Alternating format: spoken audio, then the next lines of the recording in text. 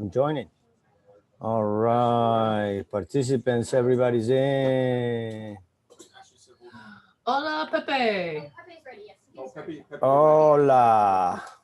We are back in business. Sweet. And we're recording. We are live on Zoom with Rab, so everything is working. And I'll wait for you to make me a co-host, and I'll share. Your power's away. What a Yes, you got to give power to me. All right, let me get Brittany. Was Brittany? No, Brittany was not a co-host, but Sharon is. Sharon is. We probably should give Laura some co-host power in case she needs to mute somebody. Yeah, I will as soon as she gets back in. Okay, I don't see the. There we are. We have closed captioning. You see at the bottom. All right, Lucas, ask them if you can reset the meeting. Okay, we are calling. Oh, there I see. Closed captioning is working. Yeah, Laura is there, so I'm gonna make it a co-host. Make a co-host. Okay. Got Laura co-host, Sharon, and you. And closed captioning is operational. Yep. And oh, I got Laura in two different places. Or not? Yeah. Okay, only in one place. Good. So I'm gonna lock the room up very quick, even though I mean we are literally on time to do it. Yeah, I think we should just keep it open. And Laura and Sharon, can you see the PowerPoint okay? Yeah. I can see it. Yes, ma'am. Okay. Pepe, is the PDF share file function live in the chat box? Yes, it should be. I'm gonna recheck, but I'm pretty sure it should. Yeah, file. Yes, it is there. Okay. Okay. All right. And everybody has the ability to use it. Yeah. Okay. Good. Good. Sharon. All right. This is filling up very quickly. All right. So Sharon, remind me towards the end to put the PDF file in there. Okay. For handouts. Okay. All participants are coming in. This is great. Okay. I'm going to mute myself and allow you ladies to have your wonderful meeting. Okay.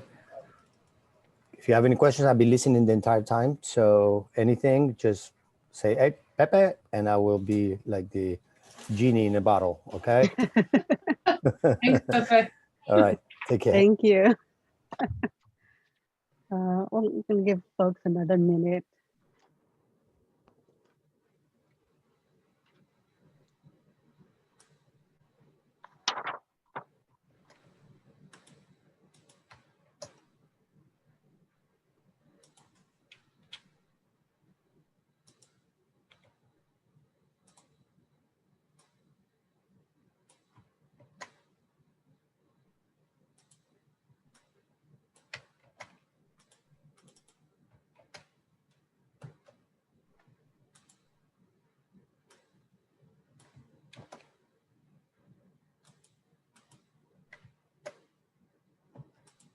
Stretch. Sharon, I have my cell phone. If something pops up, you can text me as well. I'm going to step away for a moment.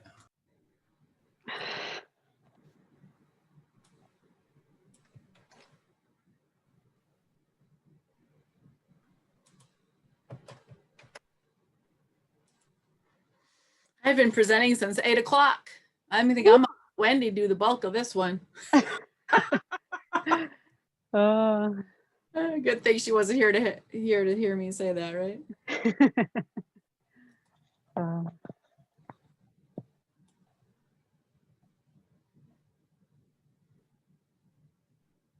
So I'm looking at your virtual background. Where is that taken at? North Myrtle Beach, South Carolina. Oh, okay. That's where I was when COVID hit. Oh no. I had to come home early. I was not happy about that. Oh. So your vacation was cut short, huh? Yes, it was. Oh, bummer. You have family over there, or was this? We have friends that actually have a penthouse condo that they allow us to use whenever we want for free. So we take them up on that.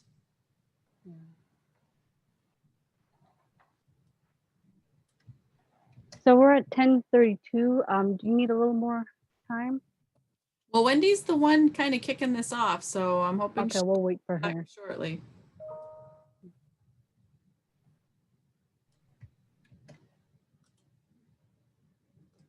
I'm just support staff. Yeah.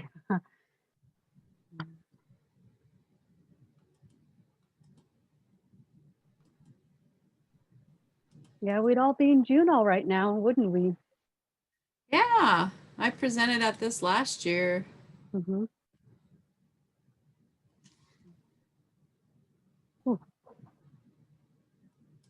Oh, so nice to see the snow.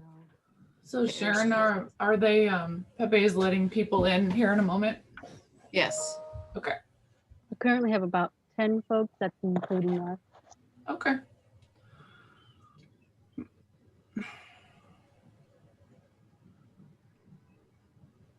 You guys have any pets? I have a boxer. Ah, May join us. Who knows? She's napping in front of the heater right now. I have my sassy cat who's quite the lazy cat right now. And then I have another one, Mr. Smokey. Just lying in front of, actually lying underneath my feet, keeping my toes warm. Awesome.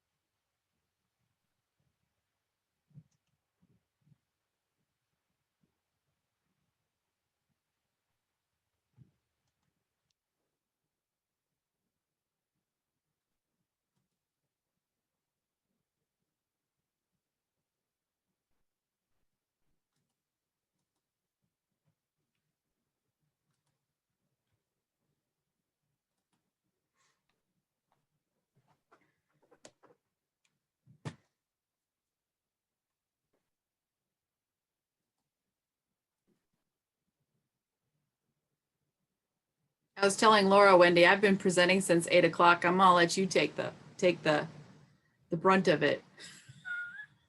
And presented 5 presentations yesterday.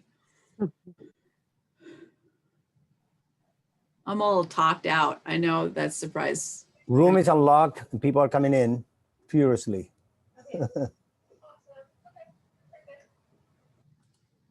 I was thinking about Dr. Fauci, and man, his voice is, it's very gravelly because he's been talking for so, like 24/7. Sharon, why do you have a Fauci doll? That's interesting. My husband was given it for his birthday and he thinks he needs to live back here with me. I'm not exactly sure why. Interesting. Okay.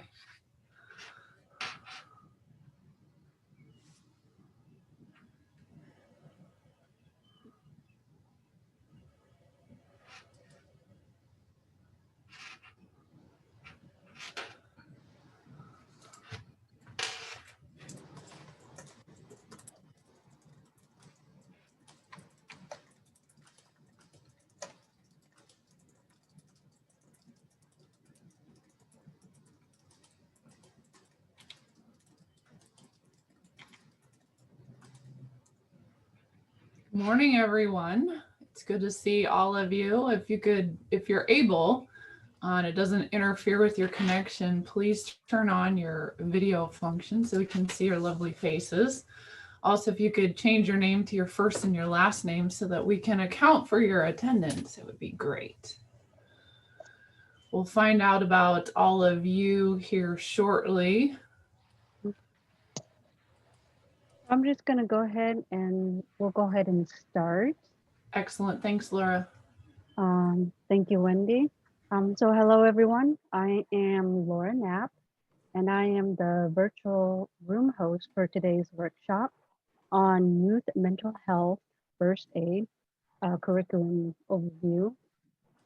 Just a few things I'd like to remind you before our presenters get started. Please feel free to use the chat box throughout the session and keep yourself on mute while the presenter is speaking. As a reminder, a link to our conference agreements can be found in the chat box. At the end of the workshop session, the presenter will stay online for about 20 minutes for Q&A, question and answer from those who are in this room. Also, do not forget to fill out the evaluation at the end of this workshop session to be entered into our drawing for door prizes at the closing session of this session. So I'd like to thank you all for being here today. Our workshop today is Youth Mental Health First Aid, a curriculum overview, being facilitated by Sharon Fishel and Wendy Shackelford. I'd like to start off with introducing Wendy Shackelfield. She holds a Bachelor of Arts degree in Criminal Justice from the University of Alaska Anchorage, where she played women's college basketball for 4 years. She is a fifth-generation police officer who served more than 20 years with the Anchorage Police Department Patrol Division, spending 10 years as a school resource officer within the schools of the Eagle River, Chugach area. She was the lead trainer and coordinator for the Anchorage Police Department Crisis Intervention Team, CIT, from 2001 until retirement in 2015. Currently, she is the lead trainer for the CIT team within the Alaska State Troopers.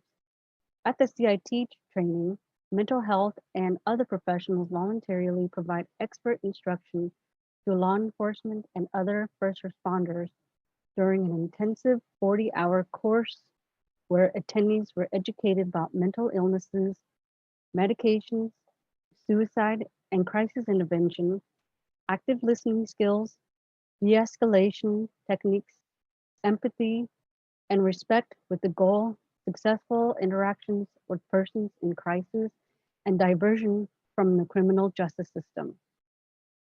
She is an FBI and LAPD trained hostage negotiator and has maintained her law enforcement instructor certification in CIT and mental health first aid. She also has credentials in police chaplaincy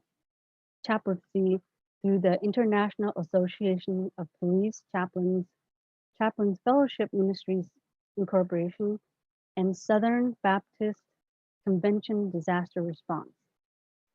She has been employed at UAA since 2015 as the training coordinator for youth mental health first aid at the Center for Human Development Alaska Training Cooperative, where she is a team of 30 plus instructors in the delivery of YMHFA to 5,062 first aiders and counting since the first class in April 2015. She is also joined by Sharon Fissel, who has also, she's worked for the Department of Education since 2003. She's based in Juneau, Alaska right now, and is the school counseling mental health specialist on the school health and safety unit. Some of her duties consist of school counseling, behavioral health, suicide prevention, alternative schools, and Title ID neglected and delinquent youth. She currently serves as Deeds representative on the Alaska Mental Health Board and the statewide Suicide Prevention Council. Her background is in elementary education, special education pre-K through 12, secondary education, related service counseling, and school counseling. She is also a licensed professional counselor. Sharon Fiscal has a Master's of Science in Counseling and a Bachelor's of Science in a Bachelor of Science in Elementary Education. Please welcome Sharon Fiscal and Wendy Shackelford. Thanks, Laura. So all of that is to give you some background on us and our experiences and how that is going to intertwine with our delivery of a youth mental health first aid class when we teach that. So what I'd like to do, I want you guys to enter, don't hit enter yet, but I want you to put this information in the chat box and get ready to hit enter. So what I'd like you to do is put your first name, your agency, and your favorite hobby to do when you were a youth. So go ahead and type that in the chat box, but don't hit send yet. We're going to do it all at the same time. I call it the waterfall chat. So it'll be your first name, your agency, and your favorite hobby to do as a youth. So don't hit enter yet. Give me a thumbs up if you are ready to hit enter.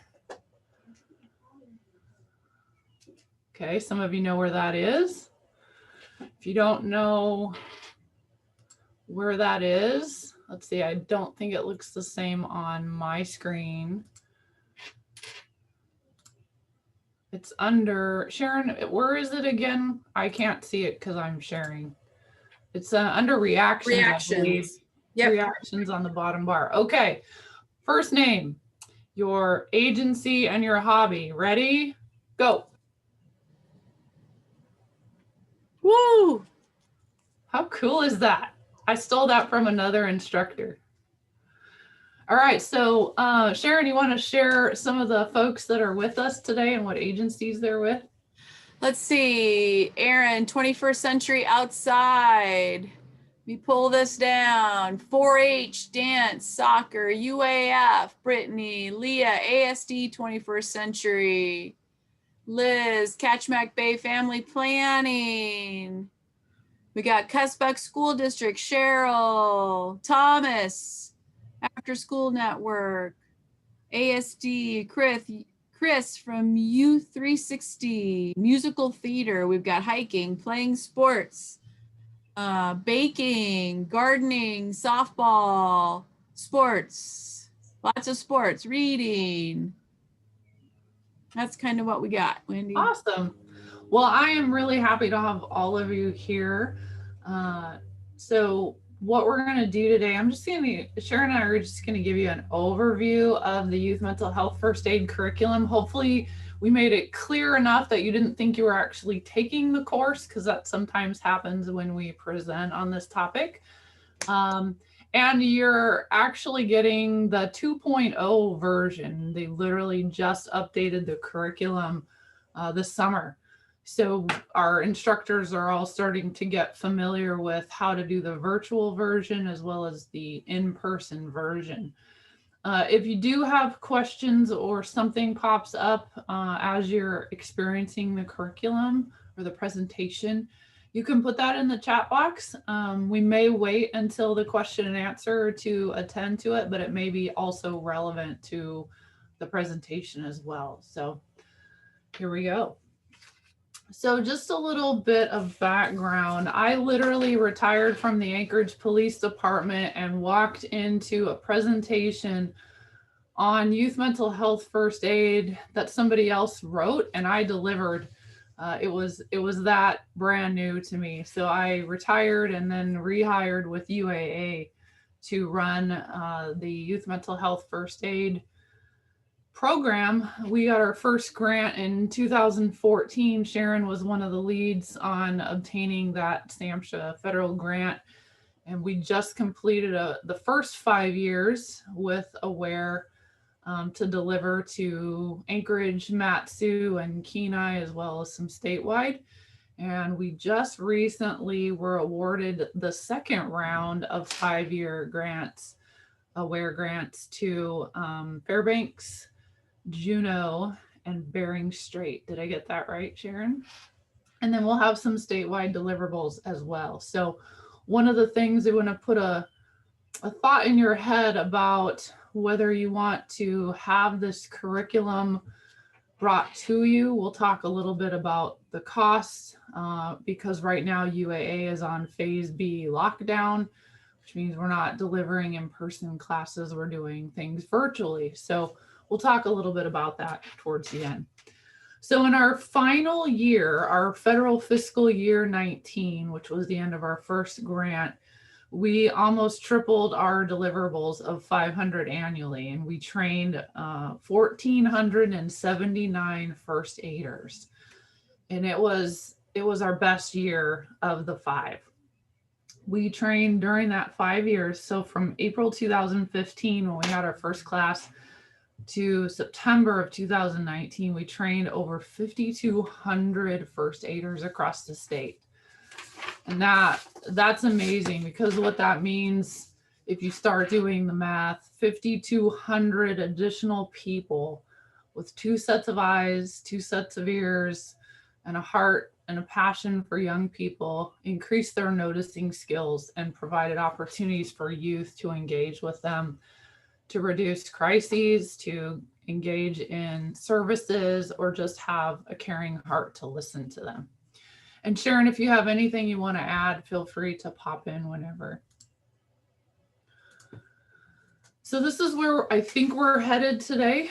So we'll cover what is YMHFA. You'll hear that acronym delivered pretty regularly. Why should we have a course like Youth Mental Health First Aid? I'll give you a little bit of an overview of the curriculum content. And then I'll probably have Sharon attend to the state standards on school staff training and suicide prevention and awareness, because this curriculum matches that, meets it. And then some conversation around understanding how valuable this curriculum can be for any adult 18 or older who cares about young people, whether the adult is working in schools or after school type services, or literally a volunteer working in youth programming. It really is helpful anywhere, including your own home. And then we'll, because I think Sharon and one of the other staff asked us to attend to some conversation around suicide intervention. So we'll spend a little bit of time talking about that and then checking in with people before we head into question and answer. So mental health first aid is the help offered to a person experiencing a mental health problem, or maybe in crisis or going into crisis. And I really encourage you to think about the parallel of CPR or AEDs. Those are both very common trainings that adults and even young people have in the community. And so CPR and AEDs have increased the capacity for people to have life while the first responders, the professionals, are coming to assist. So first aiders are gappers. And so mental health first aid is just that parallel with the brain and first aid care until the professionals can get there. So that's a really nice parallel that I like to share with what youth mental health first aid is. It doesn't prepare us to diagnose, although we sometimes do that. We'll self-diagnose. We'll also diagnose family members, right? Or coworkers. But what it does is it really increases our noticing skills so that we might notice and engage in resources, or help somebody engage in resources in the community. And we'll talk about resources in your communities here in a little bit. I see that somebody has their rubber ducky from one of the classes that I taught. That's awesome. So just a side note, I give out rubber duckies when I teach in person, and it's a reminder to take care of yourself. So you can have anything represent that, but that's what I've done in the classes that I've taught. So thanks, Jamie, for sharing that. So why mental health first aid? And you can see from several different slides that you will see as we move through the presentation. These are actually straight out of the curriculum, which is why I didn't share the PowerPoint or share a PDF of it, because it's content stuff from the curriculum, and I want to honor my commitment as an instructor. So mental health problems are common. 1 in 5 youth experience a diagnosable mental health issue. 1 in 5 adults experience a mental health, diagnosable mental health issue. And it will be interesting to see how 8 months of COVID and disconnection and no school and complete disruption of American lifestyle has a ripple effect. And you, in your roles in the after school network and what you do with youth, are probably already seeing that ripple effect.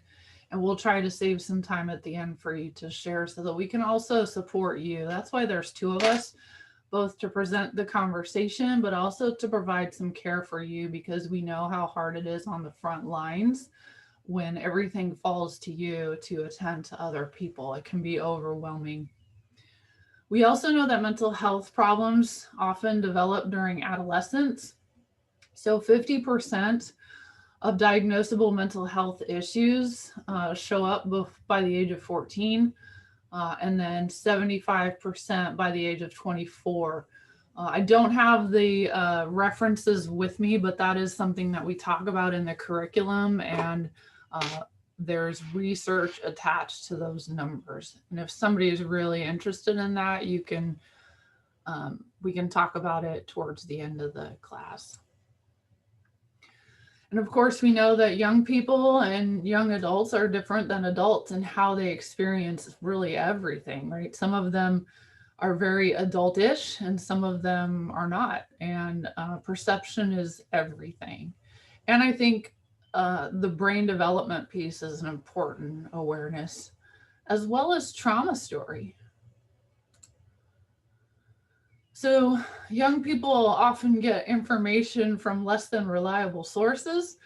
Sometimes it's each other, sometimes it's Facebook and TikTok and social media. And so getting them the right information can be really helpful for long-term impact.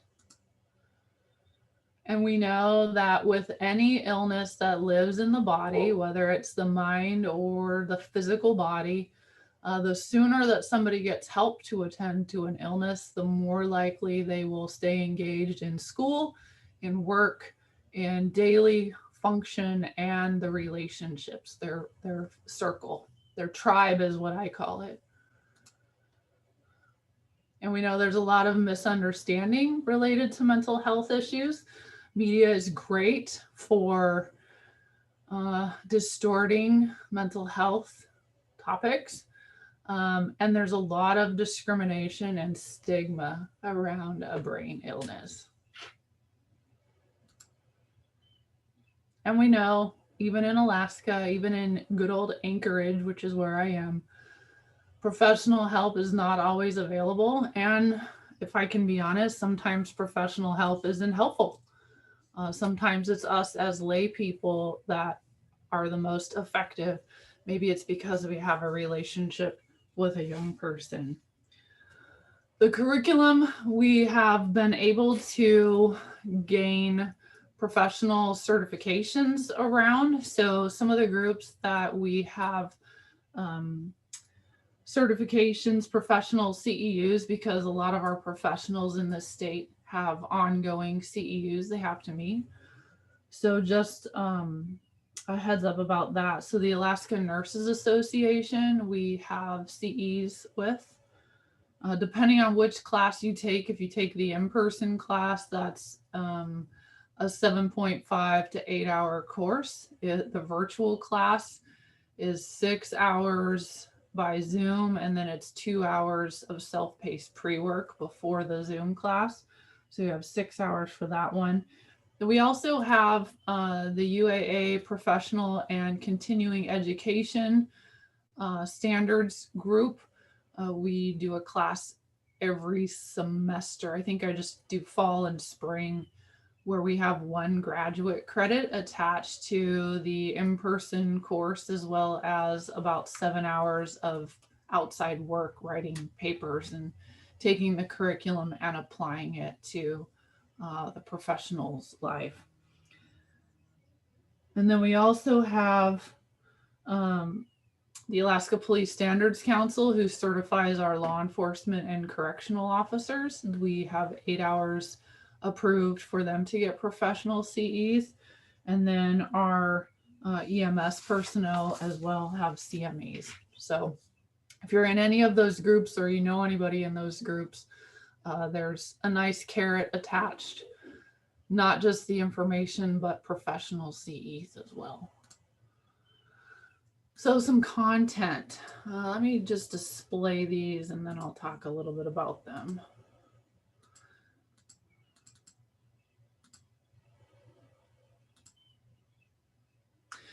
So the first half of the curriculum really is laying the foundation. What is the prevalence data? We talk a little bit about how common some of the specific mental health issues are. What is typical adolescent development? Because it's important to remember foundation before you start to overlay crises or things that might not be inside typical. We'll talk briefly, we talk briefly in the first half about the ALGE action plan, and then we talk about signs and symptoms. How do you, what would you notice? What would something mean? We talk about non-suicidal self-injury or self-harm, talk about risk factors. We also talk about protective factors, because adversity does have invitations attached to it. And we all know somebody who experiences post-traumatic growth out of adversity, especially young people. They're amazingly resilient. We hit briefly on medication for youth. We talk about suicide intervention and panic attacks, but also we talk about how to take care of myself as a first aider, because oftentimes those who care for other people forget or neglect to take care of themselves. And then we get more specific into the ALGE action plan. So the A stands for assess for risk of suicide or self-injury. Really, that's something that's always running in the background. I think with anybody we talk to in Alaska, especially with our suicide statistics, suicide has become the 2nd leading cause of death in the country for the age group 15 to 34. L is listen non-judgmentally. The G is give reassurance and information. And the 2 E's, encourage professional support when it's necessary and encourage self-help and other support strategies. Oftentimes the self-help and support strategies are the go-to. Not everybody needs professional help.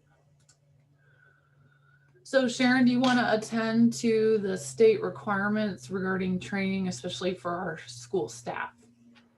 So for all of you that have a teacher certification, you know that to renew your teacher certification that you need to have suicide prevention training. This course will count for that. At the end of the course, when you take it, you'll get a certificate, and you can just turn that certificate in to teacher certification with your renewal packet, and it will count toward the requirement of having a suicide prevention training. And that's a biennial requirement, right, Sharon, every 2 years? Not anymore, no. Well, it's the law for it kind of changed. Okay. It used to be you had to have it every year. Now you have to have it at least once every 5 years. And so, but you know, your teacher certification has to be renewed every 5 years. And so this counts for that. Okay. 5 years and 6 credits or something like that, right? Yes, I always have to, that's I why I know. hesitated. I always hesitate. Is it 6 years and 5 or 5 years and 6? Yeah. It's 5 years and 6 credits. And I think tied to that, it's really great that the youth mental health first aid curriculum falls into that statewide framework, because I really think those of us who engage with youth probably have a great potential to notice things early on. And we very likely may have those relationships. And so that long-term mental health or crisis impact, we definitely have an opportunity to mitigate that. And I really think that mental health is a community responsibility. It's all of us. These are people that we know. These are people that could be us, right? But for the grace of God. So community mental health, community responsibility, definitely related to mental health and crisis. So the curriculum can help you build and enhance your skills. Sometimes it is a solid affirmation of what you're already doing. And then you have resources and statistical and research information saying, here's why we should do it that way. We've had that happen in classes as well. Increasing our noticing skills, really thinking about the village approach, right? It takes multiple people in different roles to help our youth reach the pinnacle of responsible, socially engaged, productive community members. What I can get away with in a conversation with a youth, especially when I was a school resource officer, might be different than what one of my staff or their pastor or somebody else that they had in their inner circle. And I love that we as the instructors, but we as the members in the group, in the course, create a safe place for people to try out things and try them on to see how they work. And I think taking head knowledge into the heart is a really powerful piece of this curriculum. And I think empowering adults to ask hard questions that they may get a yes to or I don't know, especially when it comes to safety issues. I really love watching the transformation in a 6 to 8 hour course that the adults walk away going, I don't know if I want to do this, but I know that I could do this if it came to my front doorstep. And then an opportunity to provide first aid level care until professionals arrive or can assist in some way. Maybe that's a warm handoff to the school counselor. Maybe it's to a local police officer or to a behavioral health aide or what resources you may have in your community. So we talked about this a few minutes ago, and I just wanted to say that while 1 in 5 youth experience a diagnosable mental health issue, there's also an average delay of mental health intervention of 10 years.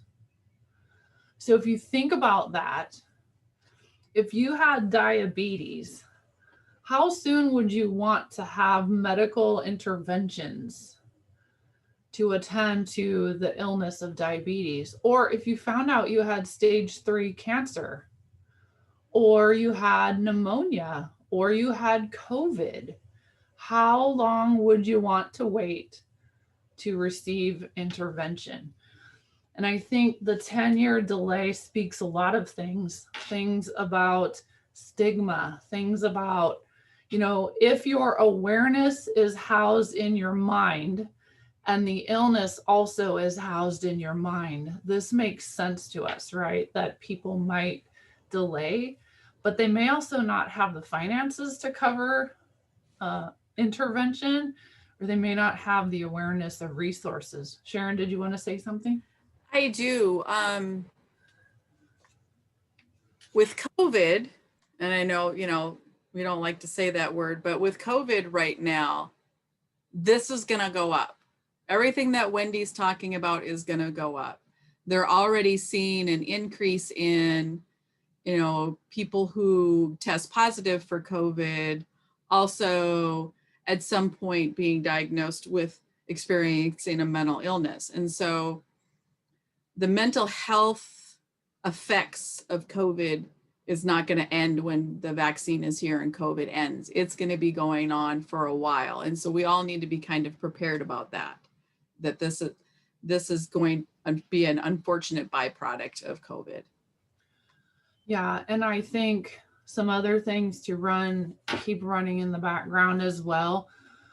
When school and after school programs are the safest places for youth, what is happening while they are in their homes and not in those programs?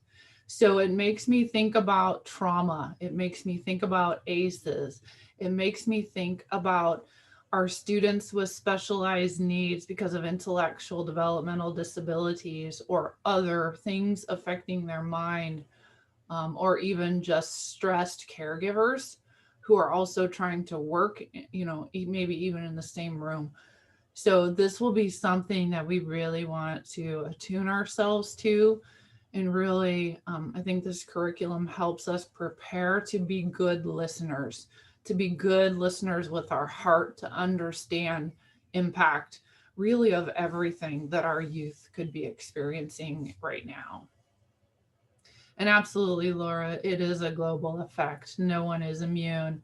And there's some pretty typical things in brain development in youth, regardless of what country of origin they're in. So this brings us to kind of a crossroads. So what happens if we don't engage our noticing skills, or we don't engage our youth in conversations about their mental and physical health? What could be the impact of that? And you can unmute to say something because there's only 20 something of us, or you can put it in the chat box. What do you think? What would happen if we didn't take the invitations?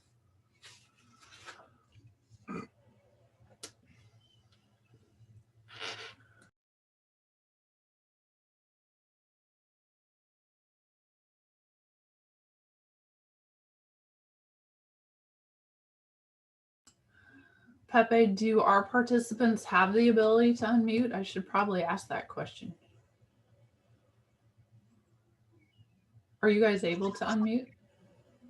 If you are watching via separate Zoom pop out, yes. I think if you're embedded into the conference website, you might not be able to. But Okay, that's good to know. Thanks, Thomas.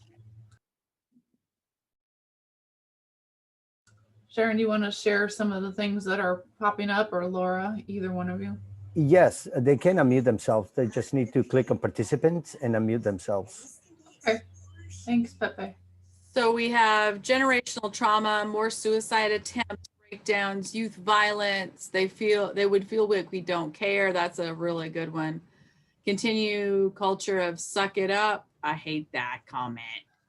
Only because I hate it when people tell you to suck it up when you are experiencing a crisis or mental health issue. We'll be dealing with bigger problems in 10 years. Absolutely, Cheryl. Continued negative physical health impacts from lack of addressing mental health issues. Absolutely. That's what I was going to mention, I also think it carries on into adulthood, and it carries on to their own children. Yes. Yeah, we're talking about things even down to an epigenetic level, right? Things that are passed on via the DNA into the future generations, but also standards of practice. Sharon, when you said suck it up, I immediately went back to my culture of origin, and that's law enforcement. I started when I was 22, so my brain formed, my frontal lobe finished forming around this profession of law enforcement, and that was, it's not, they're working on this, but that was standard operating procedure for first responders, is suck it up.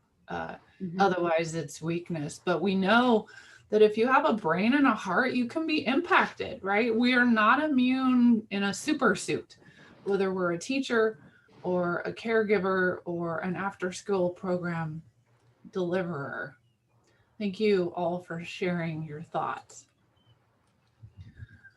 And that tells me this is serious stuff for you, and you are already aware of these things, and you're probably thinking about your youth even now. And absolutely, Valerie, spirituality is definitely one of the things on the protective factors in this curriculum. A higher power, connection to nature, all of those aspects are important. So when we think about risk of suicide or harm, this is a little bit more about algae. This is actually from the new curriculum, the 2.0 curriculum. So it's important things to think about asking.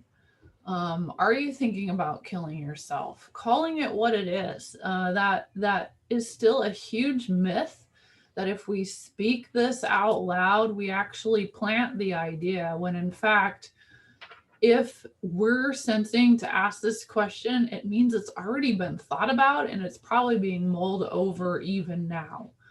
And so the curriculum really does a good job of starting this dialogue and helping us check in with ourselves about things we might be uncomfortable with, and figuring out, you know what, if this is too uncomfortable for me to ask, it's okay, but I need to find somebody else who can ask that question, and then maybe I can support them. And so sometimes it's about connections. First aid may be the handoff, right, to somebody else who knows a little bit more or who feels capable of asking the question. And sometimes, you know, that's our own story, where maybe we have things running in our own life that are taking most of our energy, and we're just not able to do this kind of support right then, but we can connect people to each other. Some clarification too. Do you want to die? And I've asked this many a time. Do you want to die, or do you want the pain to stop? Because oftentimes suicide attempts are about pain, and seeing no other way out of pain. And there really is some genuine belief that if they died, that would be a relief for everyone around them. And if you've ever experienced a suicide death of somebody close to you, or know somebody who has experienced a suicide death, you know the ripple effect, you know the impact. That is how distorted the mind has gotten to this point with whatever has been going on in their lives, or their perception of what has been going on. Some other ways you might ask the question: are you thinking about not being alive anymore? Are you thinking about hurting anyone else? So safety always becomes an issue, right? Because there are people around us that might be at risk. And then asking if anybody has hurt you, because oftentimes our youth are holding story of abuse, physical, sexual, emotional experiences that maybe they have never told somebody else, or they've tried to tell someone, but nobody would receive it. And if you get the no, you work the algae action plan, right? You listen without judgment. You assess, or always assessing for safety. Is there a point in which safety trumps secrecy, right? You give reassurance, help them access information, and maybe you introduce them to professionals or self-support strategies that help them make it through if the life is not at risk. So some things to think about when you're having a conversation with a youth: really, where you have the conversation can make all the difference in the world, right? One-on-one, hopefully, when you're both free of distractions and you're not leaving on a plane in 5 hours to Hawaii, right? You're going to be in a different mindset if you're there. And realize, you know, our young people will test us to make sure we actually care. Adults will do that too, but young people especially. And they may not share with you if they get the inkling that you don't care, or it's like rote procedure for you. And that's okay if it's not. Find somebody who you can help them connect with, or maybe somebody who's significant to them. We often can downplay a youth's experience or perspective. They don't necessarily have those experiences like we do, where we've made it through adversity, we've come out the back end, and we know that it's survivable. When you're experiencing it and it's in your face and it's all around you and it overwhelms you, it can feel like you're drowning.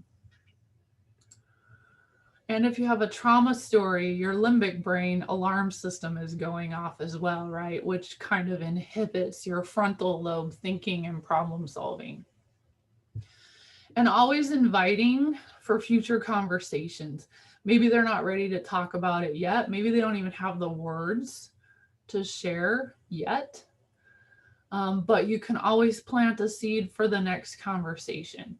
So whenever you want to come back, here's where I'll be. Here's how you can get a hold of me when you're ready to talk about it. I would love to listen to what's going on. Listening without judgment. I don't know about all of you, but this is something I'm still learning. I have a 19-year-old in my life, my personal 19-year-old case study, and trying to listen without judgment, because I am really good at judging people. And I have an amen, right?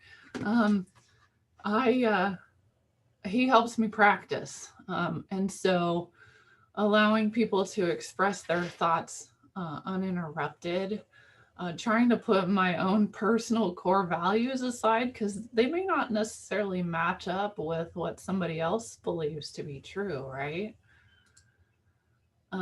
Ask questions when it's appropriate. Try not to make it an interrogation, right? Where you're reloading and rapid firing at them those questions. I statements, I've noticed, I'm wondering, I'm curious. I've seen, you slamming the doors, I'm wondering what that means. Again, remember that it's about the young person, not you. You may have had some experiences like they've had, and there's definitely an art form about taking your experiences and interweaving that into the conversation. And we do all of this in the curriculum in some practice, especially in the in-person class. And then listening to verbal and nonverbal cues, right? Sometimes what people don't say is more powerful than the words that come out of their mouth, right? So some things that demonstrate that we're listening, minimal prompts. So those are our ahas, yeah, really? Kind of things, especially that we do on the phone. If we don't do, somebody goes, are you there? Can you hear me? Right? And we even do that on Zoom too, right? All of a sudden I freeze frame and then I start getting messages in my text box that says, Wendy, we can't hear you. You're frozen in time.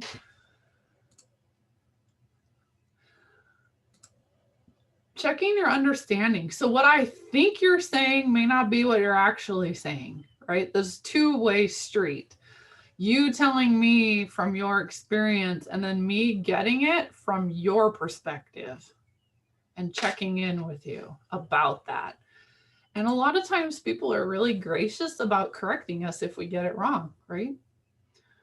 Especially young people. I used to play Columbo role in my uniform all the time. They love to help the stupid cop who didn't get it. But I got them to share with me what was going on, right? Not interrupting, especially to share our opinions or the what you should do kind of advice.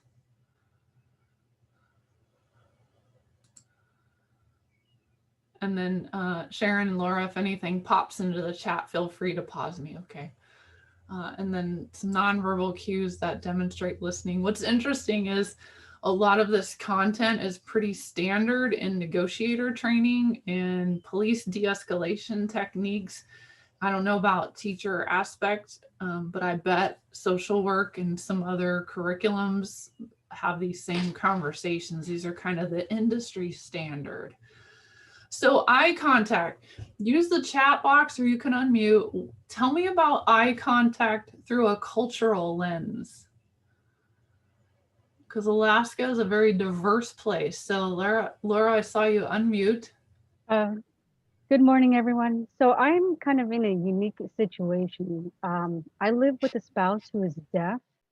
So we communicate every day through our hands and through our non-facial cues.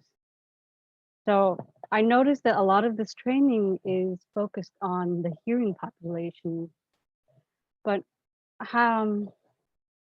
I would like to see more emphasis on training that focuses on people with disability, whether it be hearing impairment or even other physical disabilities. How would you tailor that type of training towards that audience? No, that's a great question. So I think closed captioning is a way that we've been trying to attend to that. It definitely hits the visual learners for sure. Mhm. In person, when we were doing classes in person, when our participants would register, they could actually note that they have a request for assistance for an ability or a need for a translator, for example, an ASL translator. So we are able to accommodate those things. Yep. And thank you for the closed caption Yeah. for providing that. Yeah, absolutely. And you know, it's interesting that you say that, Laura, because most of you have your cameras off. And so I feel like as a virtual instructor, I'm talking to myself, which was really uncomfortable for me at first, because I love to be in the classroom and among the people and engaged, and I'll walk the room and I'm feeling people. And Zoom I've had to adjust to that discomfort because I can't see your faces and your expressions. And I trust that all of you will tell me if something is going haywire. Right. And speaking of comfort, people who are deaf and hard of hearing don't like people wearing regular masks because communication is lost, Yes. totally lost. And nobody has the patience to get a piece of paper and, take notes back and forth when they're interacting in person. And social distancing is even harder when, when you're so far apart. And so we definitely Absolutely. encourage folks to order clear, like invisible, clear, like mask fabrics if possible. Yeah. Communication much easier. And I've had the experience as a police officer several times working a call for service with somebody who did have a hearing impairment, and actually offended them because we had to resort to writing on a piece of paper. And there was some conversation I learned later about some challenges in some populations with writing because of the history of their learning or their hearing impairment. And so, those are all things that I've learned later. But just for me, even missing the facial expressions that are present on a face below the nose. Some people do not smile with their eyes. And so, and it feels weird when I'm on the trail and I see somebody pull up their face mask as I'm getting ready to pass them. I try not to take that personally, but I definitely have a reaction to that. Yeah. I'm a safe person. I'm a protector, right? It's just this whole weird time in life. So Yeah, I and appreciate. that's why this is such a sticky situation for people who experience deafness. We're trying to be safe, but yet communication is lost. So we have to be very innovative in how we communicate, whether it be with a piece of paper and a pen or writing in the snow bank or something like that, or just using facial expression and other body cues. Or using a cell phone to text. Or using your cell message, phone. right? Yeah. But even with a tiny little gadget, it's hard to not get too close without spreading the virus. Yeah, and I appreciate you representing the differently abled, right? Because there's some conversation happening in the chat box too about autism and even sensory perception kinds of experiences too, right? So exactly, we do the best that we can with a standardized curriculum. This is definitely a standardized curriculum that's copyrighted. But what happens, so if you were in Maryland or Texas or Arlington, Virginia, where Pepe is, the idea is that you would have about 95% of the same curriculum content, but you have 5% of the awareness of the instructors and their personal and lived experiences. So you definitely get some flavor from me as a retired school police officer and mental health trained officer. And if Sharon was my co-instructor, you would definitely get the counseling, special education, and some lived experience angles from her as well. So that's the beauty of having some different instructors too, where you get to add the flavor. Sharon, is there anything in the chat box that we need to attend to? There's I'll let you. in the chat box, but they're pretty long, so I'm gonna let people read them rather than me read them out. Okay, great. So I have a few more slides to get through, and that puts us at our timeline for presentation, and then we'll definitely open up to dialogue, which is exciting to me because then I can see your faces and read your lips and hear your story. So eye contact as it relates to culture, Laura really illustrated, but our Alaska Native cultures, sometimes, and some other cultures, direct eye contact can actually feel threatening. If you've ever done that with an animal, especially a dog, and looked it straight in the eye, or if you have looked a human in the eye and had that uncomfortable moment, or they actually said something to you, you know what I'm talking about. So mirror what the person is doing and realize that might be culture, that might be my familial or traditional experiences. I may actually be trying to show you respect or deference rather than to start a disagreement with you. Sometimes the eyebrows are the communicators, right?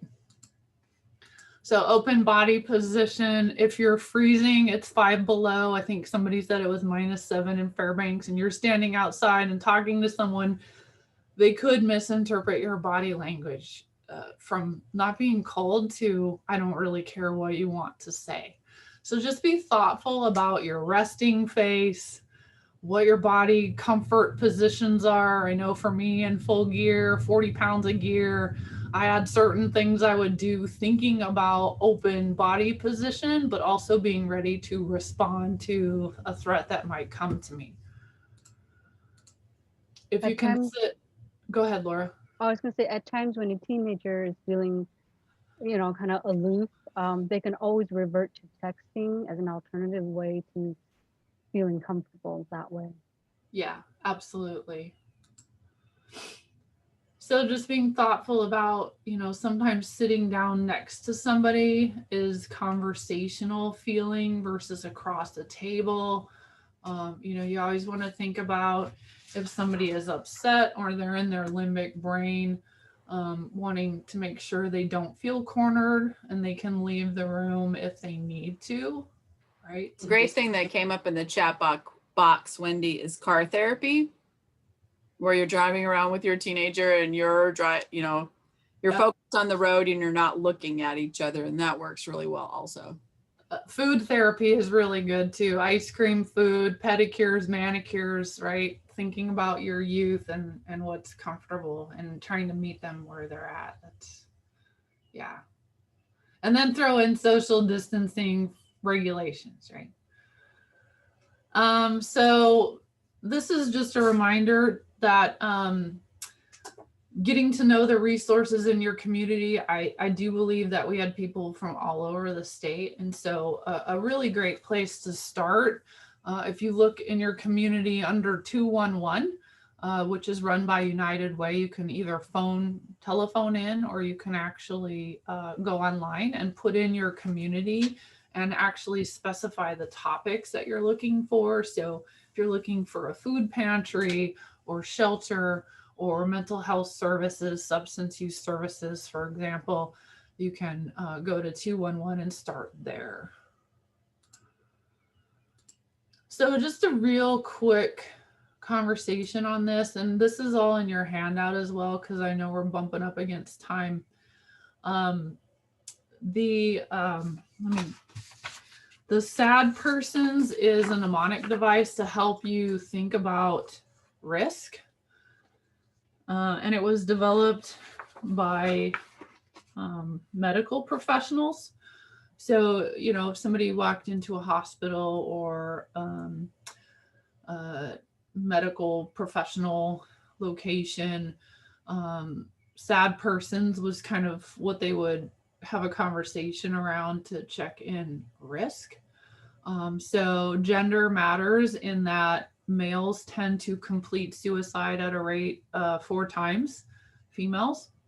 So risk. So if you have a male who's 15, who's down, that definitely should catch your attention versus a female who's 36 who doesn't really seem down, right? So that's what this device is designed to help us think through. And then prior history. So a prior history of an attempt increases risk. Substance, especially alcohol, increases risk, right? Because it kind of numbs the brain and it inhibits the thinking through part of your mind. Do they have a support system? Do they have a circle? Are they disconnected from natural supports? Is their plan organized? How organized is it? There's no significant others in their lives. They're running solo. They've been through a divorce. Their boyfriend broke up with them and is now dating their best friend, and sickness or terminal illness, right? So those are some things to kind of be running in the background of your mind. And then Is Path Warm was created by the American Association of Suicidology, specifically to help counselors and the general public. So I thought these two together would give you a really great tangible handout to be thoughtful about as you have conversations with people, whether they're youth or adults, as you go about daily living. So ideation, are they thinking about suicide? Are they writing about it? Are they drawing about it? How is this expressing? Substance use, purposelessness, not having a mission, right? Angry, feeling trapped, feeling helpless, withdrawing from people, withdrawing from community, withdrawing, especially if that's not something they typically were like. And some of this, you may have a relationship with a person, but these can be helpful with total strangers too. And you can kind of think about what are some of the questions in the dialogue where we might be able to get to this. Are they feeling anxious? I'm going to guess that a whole lot of people are feeling anxious right now between the political stuff and not finding toilet paper at Fred Meyer to what COVID is doing as far as risk factors or mandates, or, I don't get to go out to dinner like I used to, or to the gym, right? That can change things. Wendy, can I add? Yeah. I put a link in the chat box to the Department of Ed suicide prevention resources. I think it's especially critical now, but suicide is the leading cause of death for adolescents in our state. And so that's something to take note of. And just in the last couple of weeks, there was an article in the Juneau Empire about Bartlett Hospital here in Juneau, and the uptick in adolescent suicides, as well as under the age of 13 suicide attempts. They're really worried about that here in Juneau. And I think all of us should kind of take notice and kind of, look at what Wendy has here, take a screenshot because she can't share it with you. I can say that she can't. But it's real critical to be aware of what's going on around you, because COVID and this isolationism is taking a really big toll on our youth. And I'm sure you all see that in your daily work, but I just wanted to emphasize that fact because Juneau is really having an issue with it right now. Yeah, and I think, I know Anchorage is too, and so is the Kenai based on, excuse me, based on context I've had, but it's not hitting the media. And so the other thing that I think is important to illustrate, so this presentation is about you and your role in your work or your community. but I can tell you these all translate to your personal life. People that you're close to may be experiencing risk as well, and you may be the one to notice and start a dialogue and creating a safe space to share stuff that maybe nobody else wants to hear. And so you may see recklessness, you may also see mood changes. This is actually something that I can share. And so when we transition to the question and answer piece here in a minute, I'll actually put this in the text box in the file. It's also a resource that I shared ahead with, her name is escaping me right now, but the Hannah. person, Hannah. Hannah. That should be available. However, they've made those resources available to be the same pieces.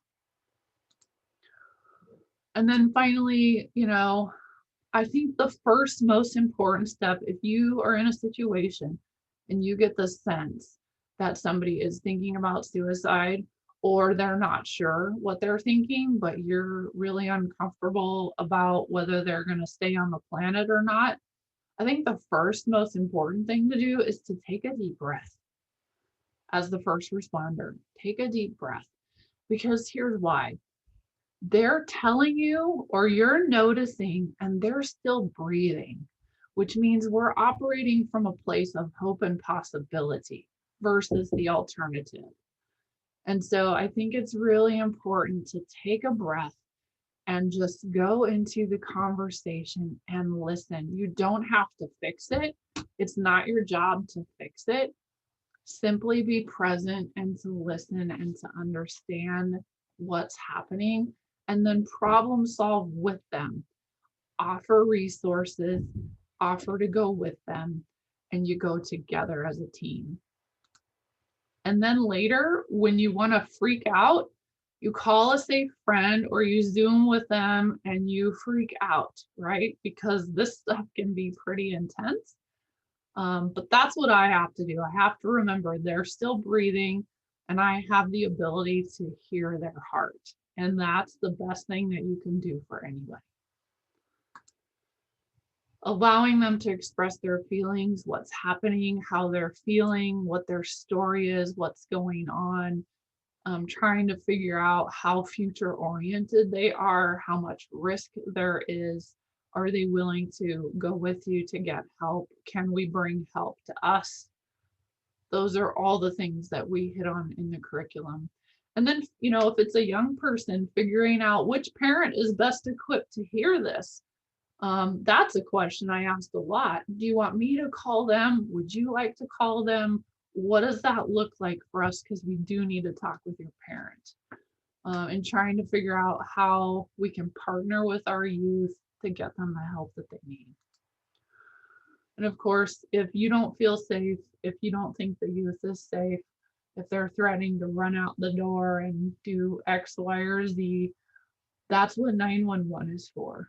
You have a lot of first responders trained in mental health first aid or CIT, crisis intervention team. And it's kind of a standard now where we're having these conversations. So I want to shift to opening it up to questions. And I'll put that information in the chat box because we have about 10 minutes or so. So go ahead and turn your videos on and unmute, and I'd love to hear what questions that you have. And I'll put my contact information up here too in just a second. I had a question. My background is originally military, and so I have a little bit of suicide awareness, and especially military police. So I have a little bit of law enforcement. So you had a little bit of basics there, but when you're working with youth, I mean, depending on their age group, like how important is direct language going to come into play?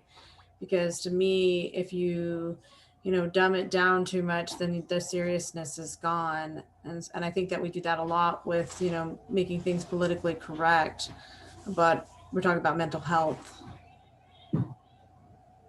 Yeah, so you're just talking about a conversation with a young person about things that you noticed? Okay. Yeah. So I know for me, I guess it's a skill that I probably developed to bring with me.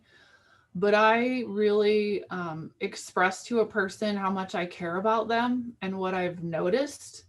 I'm wondering if you've noticed too. This is what I'm hearing you say, and trying to start giving options, knowing that I may have to start actually directing as well. So I always try to get a voluntary experience, right, where I'm partnering with a young person because of this, and this.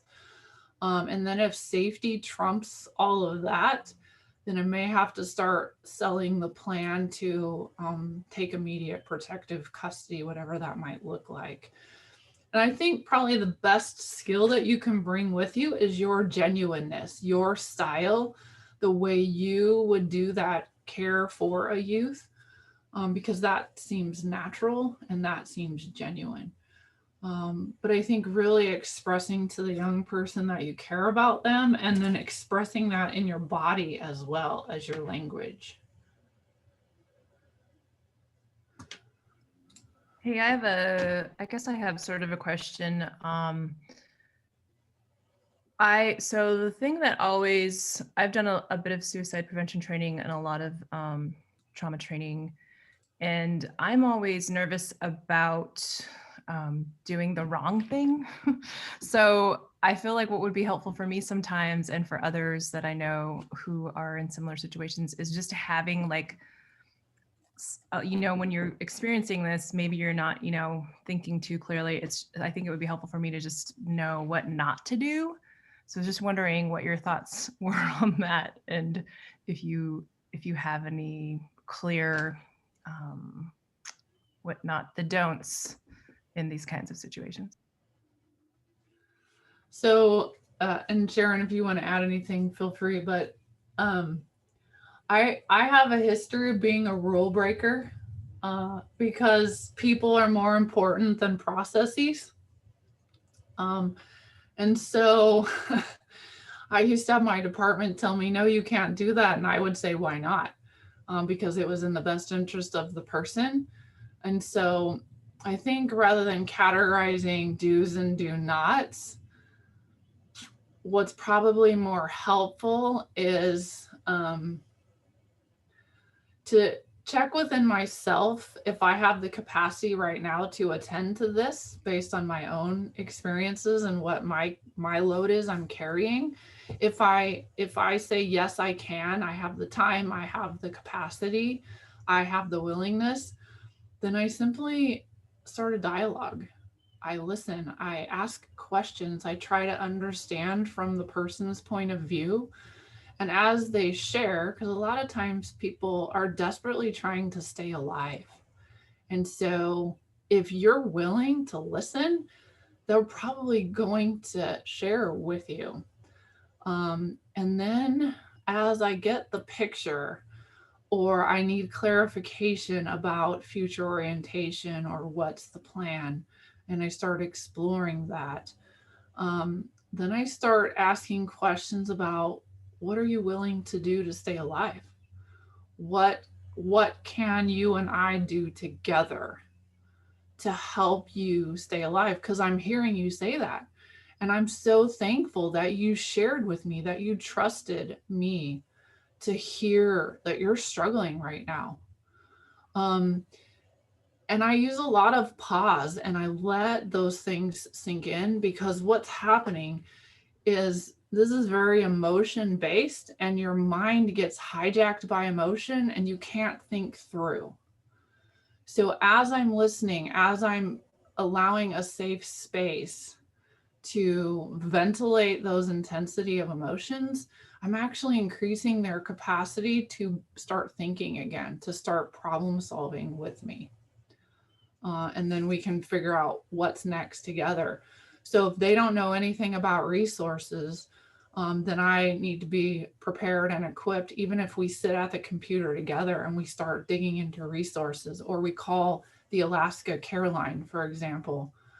And then if they have a clinician that they've been seeing and there's an appointment coming up, well, maybe would it be a good idea to call your clinician now and see if we can get you in earlier? And just really thinking outside the box about meeting that person where they're at within the framework of my own capacity to address it. I know that's probably not as concrete as you would like, Kendra, but sometimes these things can be pretty dynamic. And I find that the most powerful thing is to listen and understand it from their perspective. And then as their emotion shifts, we try to figure out what's next. No, that's perfect. That's, I think, a lot of what I do. So that's pretty validating in Yeah. knowing that. And I think what you said earlier about being authentic and genuine is hugely important in all of this as well. So thank you.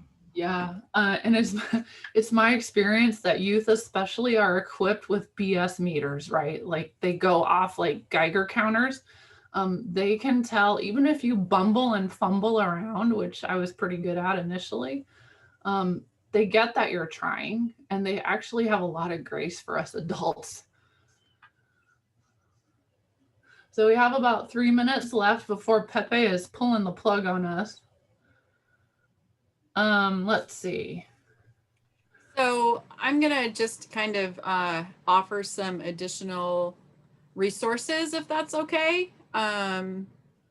The last year, if you came to the session that I did with Pat Sidmore, you all got a copy of the Transforming Schools, a Trauma Engaged Practice. Thomas was very instrumental in the development of this. If you would like copies of this for all of your staff, please email me. And Wendy had the email, I'll put it in the chat box, with how many copies you would like and the address you would like them sent to. And we will send them out. Samantha and I from my office are going to be mailing out about 1,500 of these this afternoon. And we'll be ordering more. And so we'll send them out to you. Another resource that I'd like to offer is Pat Sidmore and I have been doing a presentation just this week. We did a presentation to over 400 staff members on supporting staff, students, and families through COVID. It's a presentation that we have been doing that talks about grief and anxiety and self-care as we move through COVID, because everybody is struggling right now. So if that is something you would also like for your staff, again, send me an email and we'll figure out when we can fit you into the schedule. If you're in Anchorage, we just trained all of the secondary counselors in delivering this. And I've done some training with a lot of the counselors around the state. But if you don't have access to a counselor, just give me an email and we can get somebody to present it for you. And Chris, I think that's a good starting place for some ideas about that, check in when you are, I'm assuming you're working with youth based on what you asked about, what's a quick check-in I can do with my middle and high schoolers. I think also be aware of what's happening around them because their unsafe person might be within earshot, right? So you have to be thoughtful about who, and you don't want to single anybody out as well. So what kinds of things can you do to do a check-in with your youth? And you can get really creative with that. Sharon, you've been in the schools for a while, and then anybody else on here, are there some little quick tidbits that you're using virtually to check in with your youth?